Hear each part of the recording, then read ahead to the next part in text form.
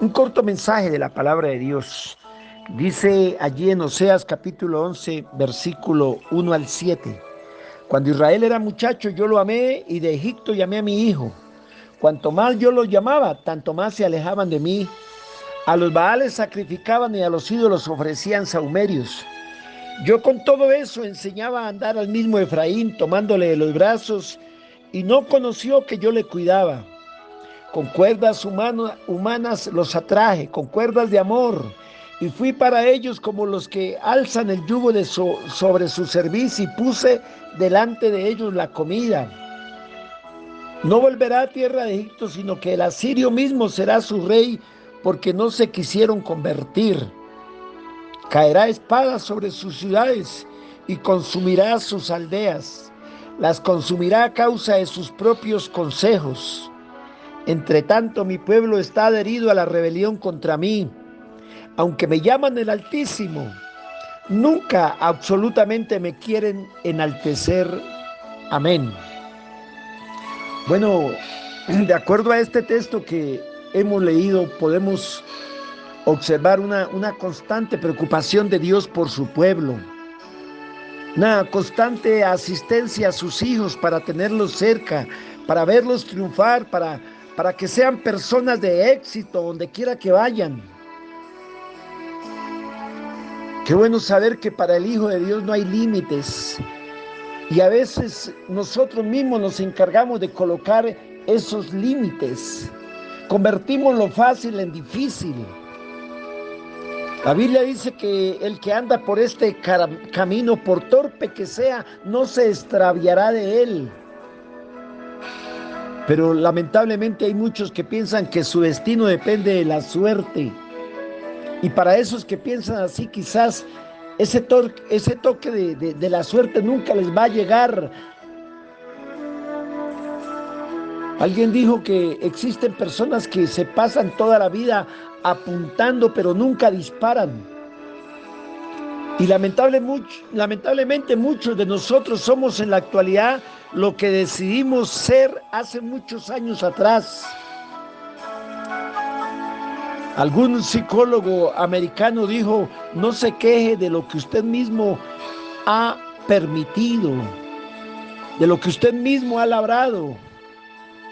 De tal manera que el mensaje para este día no es complicado predicarlo, ni mucho menos entenderlo, porque más bien es práctico, es sencillo, no se necesita de mucha inteligencia o de mucho esfuerzo para poderlo entender. Pero sí se necesita mucha sabiduría para no permitir que las cosas de Dios, que son tan fáciles, nosotros las compliquemos. Dios nos hace las cosas fáciles, pero nosotros mismos nos encargamos de complicarlas. Por eso, mis amados hermanos, mis amados amigos, si nosotros le echamos un vistazo a la vida de algunos que arruinaron y complicaron todo lo bueno y fácil que Dios había puesto en sus manos, cambiándolo por lo complicado para su propia ruina. Y es el mismo caso de Israel. Aquí en estos versículos donde leímos dice: cuando Israel era muchacho, yo lo amé, y de Egipto llamé a mi hijo. Cuanto más yo lo llamaba, tanto más se alejaban de mí. A los Baales sacrificaban y a los ídolos ofrecían sahumerios. Y si leemos ahí el capítulo 13, el versículo 9 dice: te perdiste, oh Israel, mas en mí está tu ayuda. Qué bonitas palabras de Dios para su pueblo. Y ahí en el capítulo 14, el versículo 9 también dice: ¿quién es sabio para que entienda esto, y prudente para que lo sepa? Porque los caminos de Jehová son rectos, y los justos andarán por ellos, mas los rebeldes caerán en ellos. Ninguna nación como Israel, con la ayuda del mismo Dios Todopoderoso. Tanto así que la envidia de todos los pueblos estaban sobre ellos. Israel era la protegida por el mismo Jehová de los ejércitos. ¿Qué pasó entonces con esa gran nación?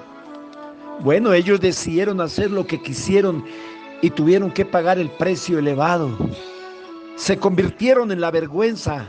El día que decidieron apartarse de Dios, solo desgracia les vino.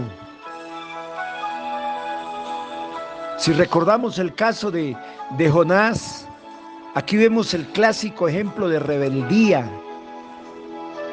Leámoslo allí en el capítulo 1 de Jonás, leamos los 3 primeros versículos. Dice: vino palabra de Jehová a Jonás, hijo de Amitai, diciendo: levántate y ve a Nínive, aquella gran ciudad, y pregona contra ella, porque ha subido su maldad delante de mí. Y Jonás se levantó para huir de la presencia de Jehová a Tarsis, y descendió a Jope. Y halló una nave que partía para Tarsis, y pagando su pasaje entró en ella para irse con ellos a Tarsis, lejos de la presencia de Jehová.